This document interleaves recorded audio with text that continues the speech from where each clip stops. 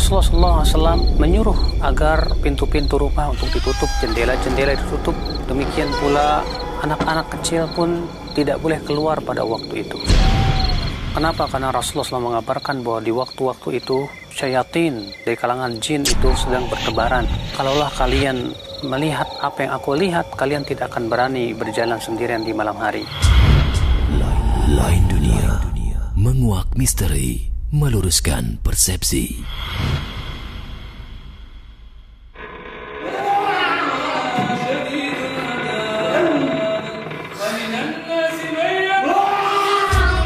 Pemirsa, selamat datang di acara Lain Dunia. Menguak misteri, meluruskan persepsi. Cepatan keluar. Keluar. Cepatan keluar. Tahan. Saya istighfar, tahan. Assalamualaikum warahmatullahi wabarakatuh. Pemirsa, selamat datang di acara Lain Dunia, menguak misteri, meluruskan persepsi. Maraknya pengobatan dengan cara ruqyah yang berkembang di masyarakat kita menjadi sebuah tanda tanya bagi kita selaku umat muslim. Seperti apakah metode ini dilakukan dan tentunya sesuai dengan tuntunan Nabi Shallallahu Alaihi Wasallam.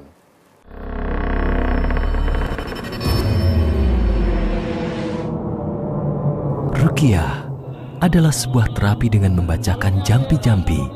Sedangkan di dalam Islam dikenal dengan ruqyah syariah, yaitu sebuah terapi syar'i dengan cara membacakan ayat-ayat suci Al-Quran dan doa-doa perlindungan yang bersumber dari sunnah Rasulullah Sallallahu Alaihi Wasallam.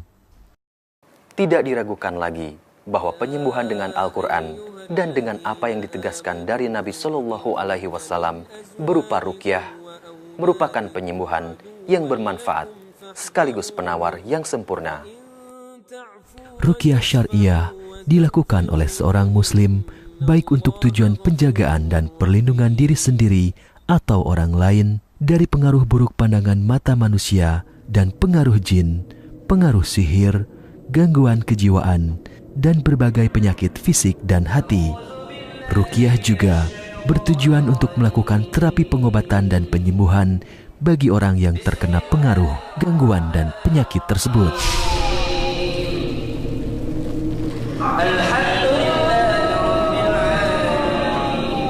Allah Subhanahu wa Ta'ala berfirman dalam surat Fussilat ayat 44. Katakanlah, Al-Quran itu adalah petunjuk dan penawar bagi orang-orang yang beriman. Dengan demikian, Al-Quran menjadi penyembuh di antara segala obat, baik obat hati maupun obat fisik, dan sekaligus sebagai obat penyakit dunia dan akhirat.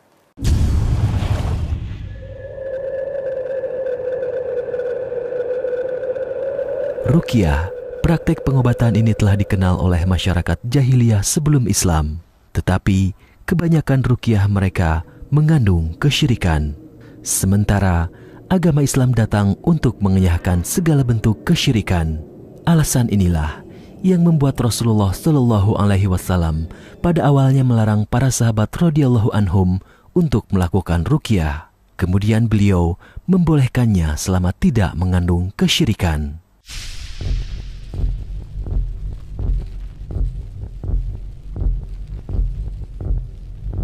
Secara pasti enggak, cuman menurut pemikiran saya sih ruqyah itu menghidupkan roh. Setahu saya sih ruqyah itu suatu pengobatan yang telah dicontohkan oleh Rasulullah. Dan sampai saat ini masih ada pengobatan itu. Ruqyah itu pengobatan yang pada dasarnya adalah yang bersifat spiritual, yang tentunya berdasarkan pada dalil-dalil yang kuat, yang syar'i, yang diajarin oleh Rasulullah. Ruqyah itu yang saya tahu adalah sebuah pengobatan yang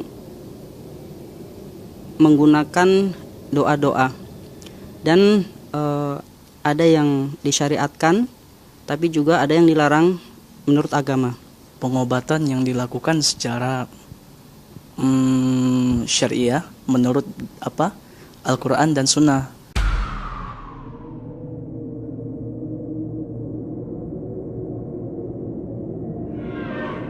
Kalau secara pribadi saya belum pernah mengalami yang demikian. Belum sama sekali ada pengalaman di ruqyah. Kalau saya sendiri belum pernah. Untuk saya pribadi belum pernah ruqyah. Belum. Kalau saya pribadi belum diruqyah dan belum juga memperuqyah orang.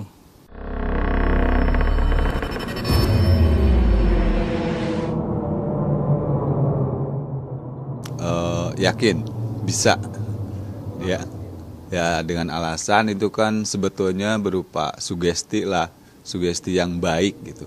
Sebetulnya jangankan dengan diruqyah, luka seorang anak itu bisa sembuh hanya dengan pelukan gitu. Insya Allah bisa, biidnillah, dengan izin Allah bisa. Untuk saya sendiri insya Allah yakin, karena emang sudah ada dalil-dalilnya tertentu yang diajarkan oleh Rasulullah dan dalil-dalil yang syar'i. Ya benar sih, lewat media televisi saya pernah lihat dan mendengarnya. Tapi untuk secara pribadi belum pernah ngalamin seperti itu. Insya Allah saya sangat yakinnya, karena kita ruqyah terutama menggunakan panduan-panduan dari Rasulullah SAW, kemudian dan juga dari ayat-ayat Al-Quranul Karim, sehingga penyembuhan itu insya Allah bisa dilakukan dengan syarat kita tentunya harus tawakal pada Allah Subhanahu wa Ta'ala. Kalau saya yakin sih, karena ruqyah itu adalah pengobatan yang ada dasarnya dari sunnah ataupun Al-Quran.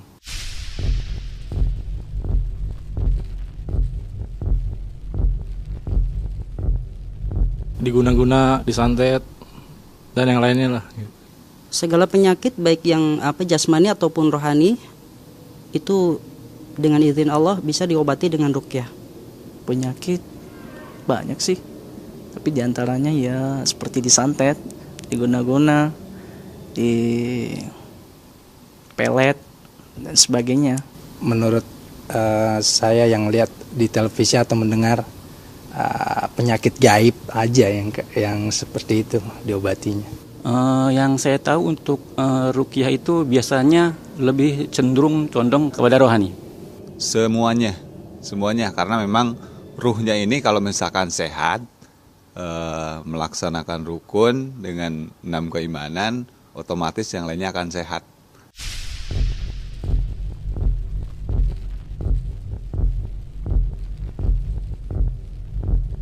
Waktu itu teman sakit seperti diguna-guna sih oleh makhluk halus melalui orang yang merasa iri dengki kepada dia, sehingga dia merasakan gangguan jin dari orang tersebut. Kalau teman belum, baru nonton aja sih, nonton di TV baru itu lihat. Kalau saya pribadi pernah saya pernah kesurupan, cuman yang ngobatin saya bukan dari orang ustadz seperti ustadz, tapi ya orang yang biasa-biasa aja gitu. Pernah saya ngalamin kerasukan dan tidak sadar gitu, ngelakuin misalkan kayak mecahin genteng atau apa gitu, saya pernah ngerasain di kepala saya sendiri. Kalau saya melihat seorang yang diruqyah, ketika itu datang seorang kepada ustadz, dia minta dia diruqyah karena dia disantet gitu. Ketika itu waktu saya sedang bekerja, kemudian ada yang salah satu teman tersebut terdapat gangguan di dalam tubuhnya, ada jin yang masuk ke dalam tubuhnya.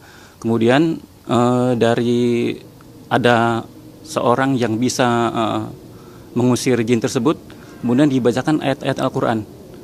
Pengobatan ruqyah yang saya alami sendiri, yaitu ketika diri kita sendiri sakit atau anak kita sakit, itu pertolongan pertama dengan ruqyah. Dan juga ketika sakit jasmani ya, sakit badan, apakah itu sakit perut dan yang lainnya, itu kita berusaha untuk meruqyah dengan apa yang diajarkan oleh Rasulullah.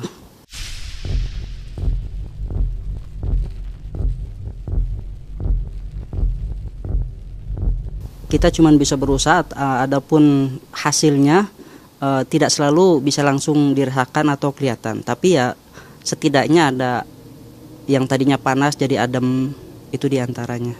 Lebih bersifat di luar nalar sendiri gitu. Mereka lebih bersifat bukan dirinya sendiri gitu. Rasanya lega, enteng. Kepala ini kayaknya agak plong, saya pernah kayak gitu. Kesakitan, ya benar panas dan yang lainnya. Kalau saya sendiri ya ada agak sedikit gimana gitu, takutnya pindah ke saya gitu. Mungkin itu lebih ke jiwa ya, ke rohani. Jadi akan bereaksi seperti orang yang mual-mual, muntah-muntah, itu memang reaksinya secara rohani tadi gitu.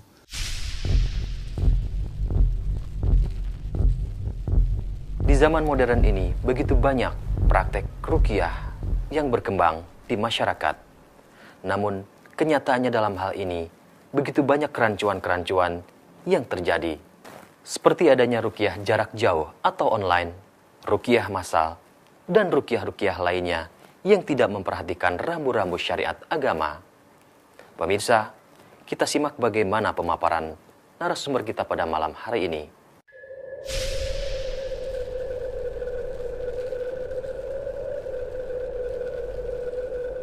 Assalamualaikum warahmatullahi wabarakatuh.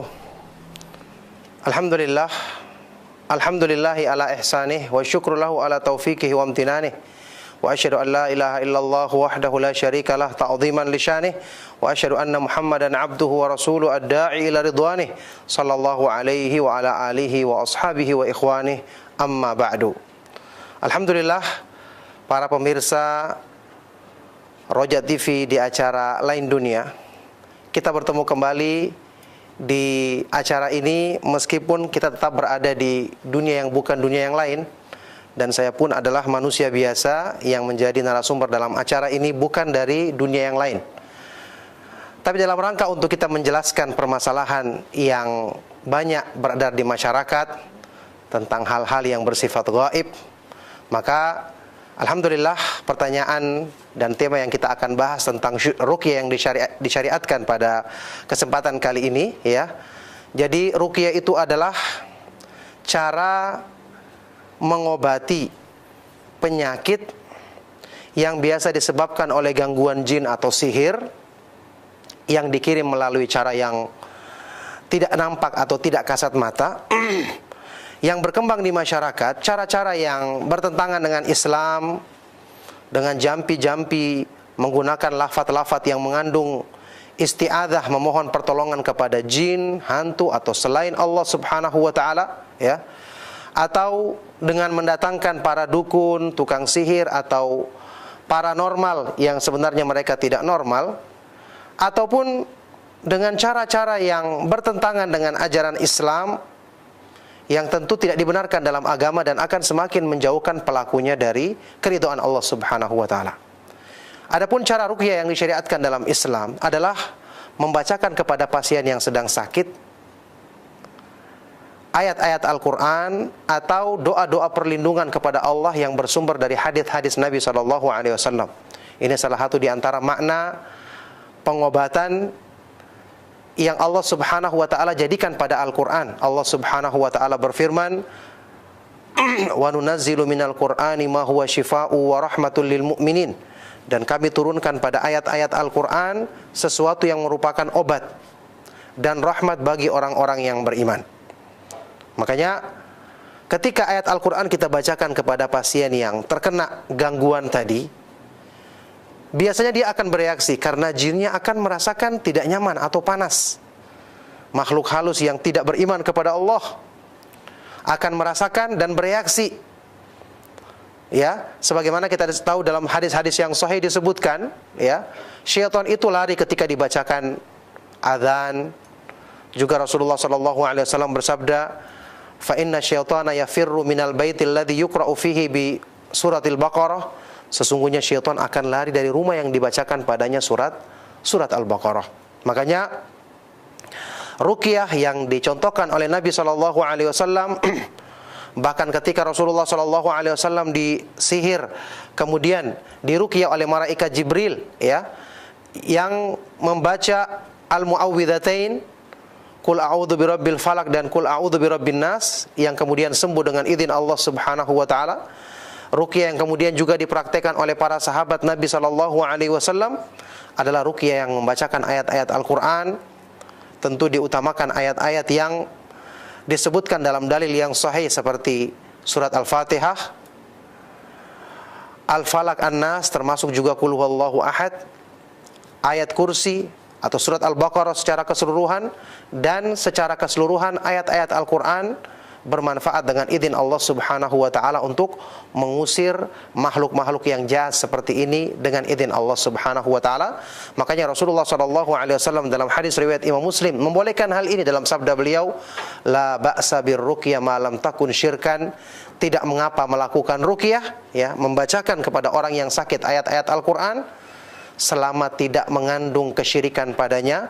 Inilah yang diperbolehkan dalam Islam. Barakallahu fikum.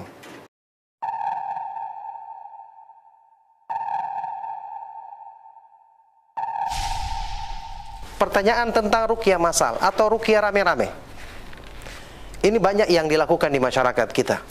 Perlu disampaikan di sini, kaum muslimin, para pemerhati Roja TV, dalam hal ini acara Lain Dunia, perlu disampaikan di sini bahwa ruqyah disyariatkan dalam Islam. Akan tetapi pada saat yang bersamaan dengan itu yang kita dapati, para ulama Ahlus Sunnah terdahulu tidaklah menjadikan ini sebagai kegiatan yang selalu sering mereka lakukan, ya, apalagi sampai dijadikan dalam bentuk ramai-ramai, apalagi dalam bentuk yang begitu menampakkan hal-hal seperti ini, apalagi kalau sampai terjadi hubungan, ya, yang tidak mendatangkan kebaikan bagi antara manusia dengan makhluk halus yang saat ini sering kita saksikan berkembang di masyarakat kita. Contohnya tadi seperti ruqyah masal, tidak disyariatkan atau tidak dicontohkan dalam praktek dari para ulama Ahlus Sunnah. Tentu saja kalau seandainya ada orang yang sakit datang meminta tolong kepada seseorang atau melalui seseorang lain yang meminta tolong, Rasulullah SAW bersabda, "Man istata'a ahadukum an yanfa'a akhahu falyanfa'hu." Siapa di antara kamu yang bisa memberi manfaat kepada saudaranya, hendaknya dia menolong saudaranya. Ada dua orang yang meminta tolong, kita ingin jadikan satu waktu meruqyah, ya tidak mengapa. Kita ruqyah secara, yang satu kita ruqyah, yang lain juga mendengarkan, supaya kita misalnya meringkas waktu kita. Maka tidak mengapa, tidak dijadikan sebagai sesuatu yang diekspos besar-besaran sampai dijadikan apa ini sebagai menampakkan hal-hal yang bersifat ruqyah seperti ini yang terkadang membuat salah paham orang-orang awam, ya, menjadikan hal seperti ini dianggap orang yang bisa melakukannya adalah orang yang hebat, orang yang punya kekuatan bisa menghadapi makhluk halus dan seterusnya. Ini yang tidak diinginkan, ya, yang tidak dijadikan benar menurut pemahaman para ulama salaf. Sampai-sampai di antara mereka mengatakan, sebagian dari para ulama kita menyebutkan, menegaskan, ruqyah itu tidak mesti orang tertentu yang melakukannya. Tidak harus orang yang dikatakan, oh dialah ahli ruqyah, yang lain tidak bisa. Tidak. Selama dia bisa membaca Al-Quran dengan benar, apalagi kalau dia faham Al-Quran, selama dia punya keyakinan yang benar tentang tauhid kepada Allah, maka dia bisa melakukannya. Jadi tidak mesti harus cari orang tertentu, kalau bukan dia tidak bisa. Ini yang keliru. Maka termasuk praktek-praktek yang sering kita saksikan, diingatkan oleh para ulama kita, ya, salah seorang ulama besar di Madinah, Syekh Ali Nasir Faqihi, menulis tentang masalah ini. Beliau mengingatkan bahwa apa yang dijadikan luas dalam masalah ini oleh sebagian masyarakat, seperti ada yang membuka klinik ruqyah masal, atau dijadikan hal ini sebagai sesuatu yang sering dibesar-besarkan, dipromosikan dan diumumkan secara terang-terangan, ini bukanlah sesuatu yang merupakan kebiasaan baik yang berkembang di kalangan para ulama salaf, yang tentu kita semua menisbatkan diri kepada jalan dan pemahaman mereka. Barakallahu fikum. Nah.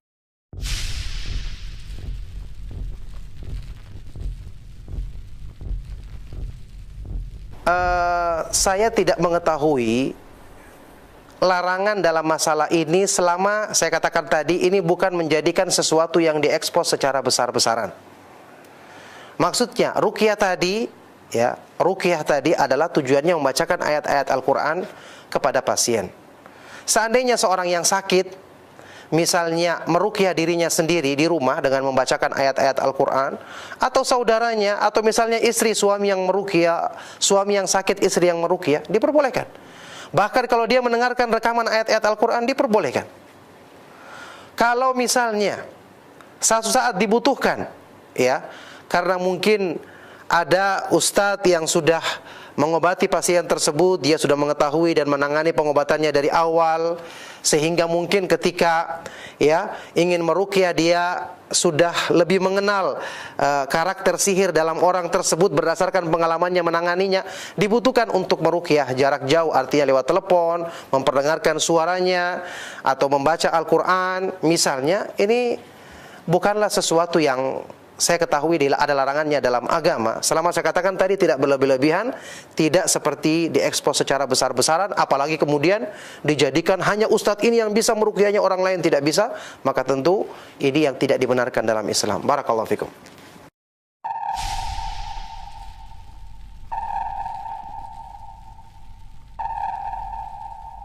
Meruqyah wanita yang bukan mahram. Ruqyah itu amalan yang disyariatkan. Sebab untuk ya mengobati, menyembuhkan pasien, sekaligus di situ kita mencari sebab-sebab keridhaan Allah Subhanahu wa taala kepada kita. Tentu tidak boleh melakukan pelanggaran agama dalam masalah ini. Wanita yang bukan mahram, ya, ketika seseorang yang meruqyahnya adalah laki-laki, maka tentu harus terpenuhi syarat-syarat. Harus ada mahramnya, tidak boleh dia cuma berduaan. Ya, karena Rasulullah sallallahu alaihi wasallam bersabda dalam hadis yang sahih, la yakhluwanna ar-rajulu bimra'atin illa kana syaitanu tsalitsahuma. Tidaklah seorang laki-laki berduaan dengan perempuan kecuali syaitan menjadi pihak ketiganya. Bagaimana mungkin dia mengeluarkan syaitan sementara syaitan sendiri sudah menjadi pihak ketiganya? Kemudian menyentuh wanita yang bukan mahramnya tidak diperbolehkan. Bagaimana mungkin dia mohon pertolongan kepada Allah pada saat yang bersamaan dia melanggar perintah Allah Subhanahu wa taala. Rasulullah sallallahu alaihi wasallam bersabda, la ayut'ana fi ra'si rajulin bimikhyatin min hadidin khairun lahu min ayyamasna imra'atan la tahillu lahu. Sungguh jika ditusuk kepala salah seorang dari kamu dengan jarum besi, lebih baik baginya daripada dia menyentuh wanita yang bukan mahramnya. Makanya tetap kalaupun yang melakukan itu laki-laki, misalnya sudah diusahakan tidak ada perempuan yang bisa melakukan ruqyah tersebut, laki-laki yang melakukannya tetaplah dengan adab-adab, ya. Harus tidak boleh berkhalwat, harus ada mahram yang menyertainya. Kemudian tidak boleh menyentuhnya, ya. Kemudian kalau terpaksa menyentuh bagian-bagian yang mungkin dibutuhkan untuk disentuh, maka diperintahkan suaminya yang memegangnya. Kemudian orang yang meruqyah tersebut tetap membaca ayat-ayat ruqyah. Yang ini alhamdulillah bisa dilakukan karena Allah Subhanahu wa taala memudahkan orang-orang yang berusaha untuk tetap berpegang teguh dengan petunjuknya. Barakallahu fikum. Nah,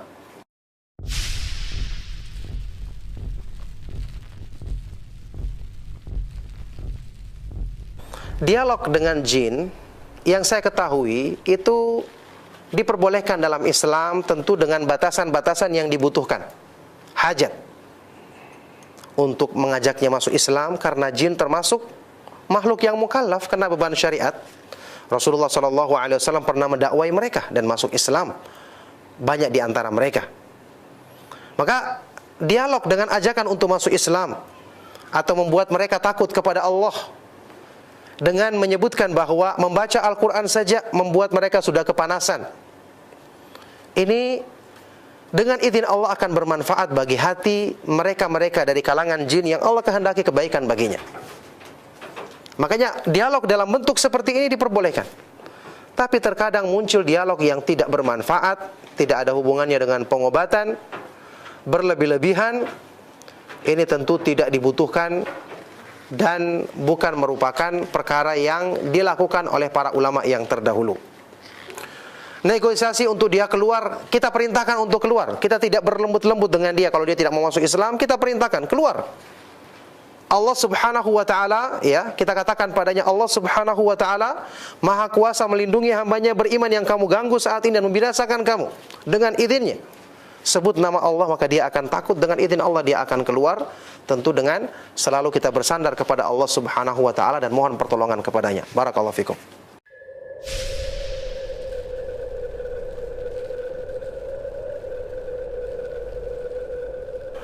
Yang disebutkan dalam hadis riwayat Bukhari, ketika sebagian dari sahabat radhiyallahu taala anhum meruqyah orang yang sebuah kepala suku yang tersengat binatang buas dengan membaca surat Al-Fatihah, yang kemudian mereka diberikan imbalan, ya, berupa daging kambing, yang kemudian setelah mereka laporkan kepada Rasulullah SAW, beliau tidak mengingkarinya. Bahkan disebutkan dalam sebagian riwayat hadis ini, Rasulullah SAW bersabda, Inna ahaqqa ma akhadtum alaihi ajran kitabullah. Sesungguhnya yang paling berhak kalian mengambil upah atasnya adalah ketika membacakan kitabullah, ayat-ayat Al-Quran. Ya, ini dalam waktu ini, dalam hal ini adalah ketika mereka meruqyah. Ini diperbolehkan kalau bentuknya seperti ini. Yang disebutkan dalam hadis ini, mereka tidak memasang tarif, tidak menjadikannya sebagai mata pencaharian. Saya katakan tadi, penjelasan dari para ulama, kalau sampai dijadikan ini sebagai sesuatu yang berlebih-lebihan, digembar-gemborkan, kegiatan yang sering terus dilakukan, termasuk membuka klinik, ya. Kalau tadi katakan pasang tarif berarti dijadikan sebagai mata pencaharian. Ini yang tidak kita dapatkan contohnya dari para ulama yang terdahulu. Kalau seseorang ketika menolong, ya, tujuannya karena menolong, mengharapkan pahala dari Allah, kemudian dia mendapatkan imbalan tanpa dia meminta, maka perkara seperti ini diperbolehkan oleh para ulama. Yang tadi Rasulullah SAW mengatakan, kalian berhak mengambil upah dari waktu membacakan atau mengajarkan kitabullah, ayat-ayat Al-Quran. Maka ini yang saya ketahui dalam masalah ini. Wallahu ta'ala alam bisawab. Barakallahu fikum.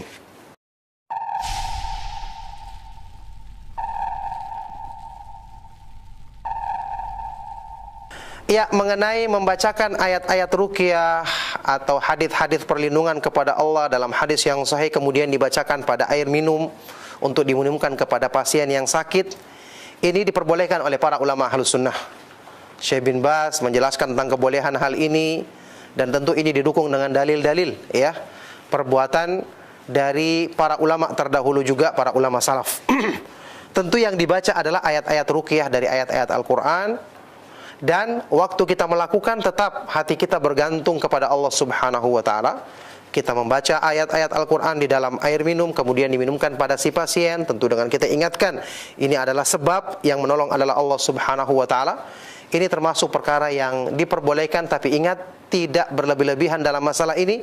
Artinya kita harus, waktu mempraktekannya di hadapan orang awam, kita ingatkan sekali lagi, ini berbeda dengan jampi-jampi yang dilakukan oleh kebanyakan orang-orang yang tidak mengembalikan perkara ini kepada dalil dalam agama, yang dilakukan oleh para dukun, ya, para tukang-tukang sihir atau orang-orang yang disebut paranormal. Mereka juga menjampi-jampi di air dan diminumkan atau dimandikan misalnya.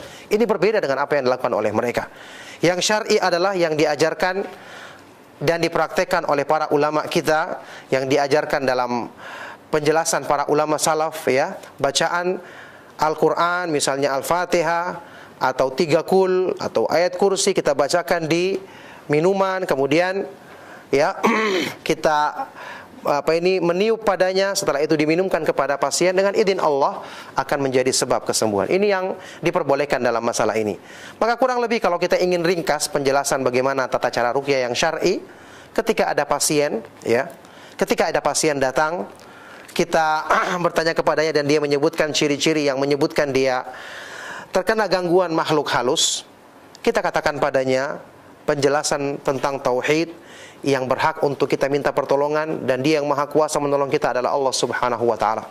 Dibenarkan akidah dan keyakinannya, tidak boleh minta pertolongan kepada selainnya.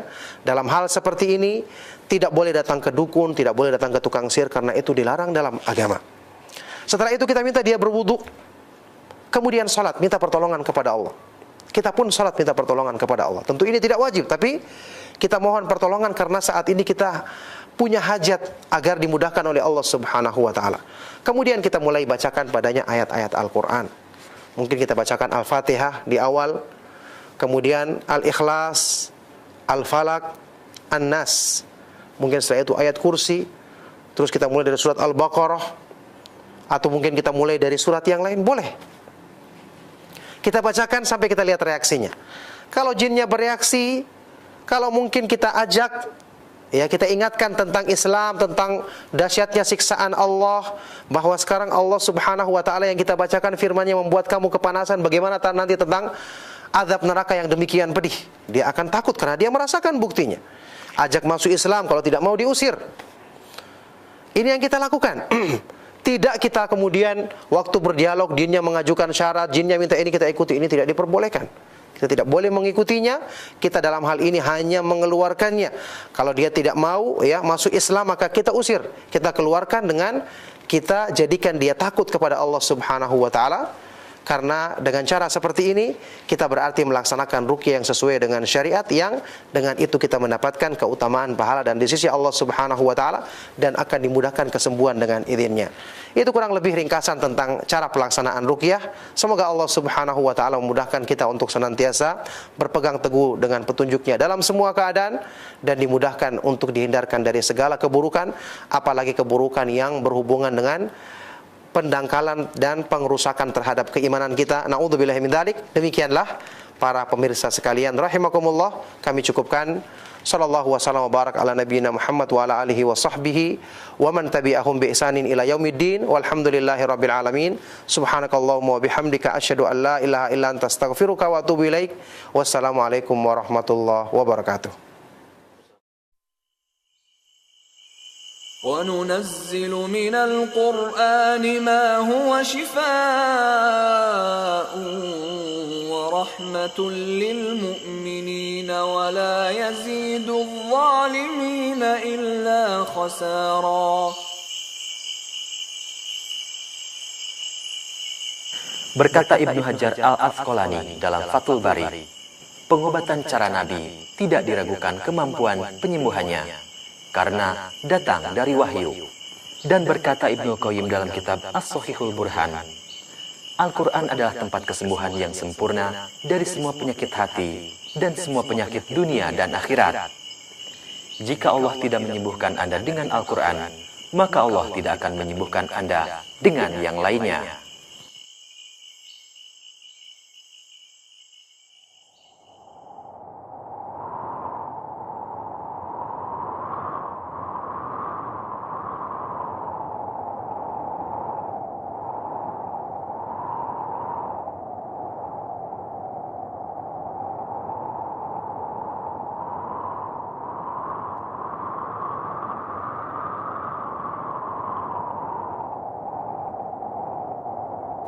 Pemirsa, kita memohon kepada Allah Subhanahu wa taala agar senantiasa memberikan kekuatan kepada kita agar istiqomah dan tawakal di dalam kebenaran. Sampai jumpa di episode Lain Dunia berikutnya. Wassalamualaikum warahmatullahi wabarakatuh. Lain Dunia, menguak misteri, meluruskan persepsi. Lain Dunia di Roja TV.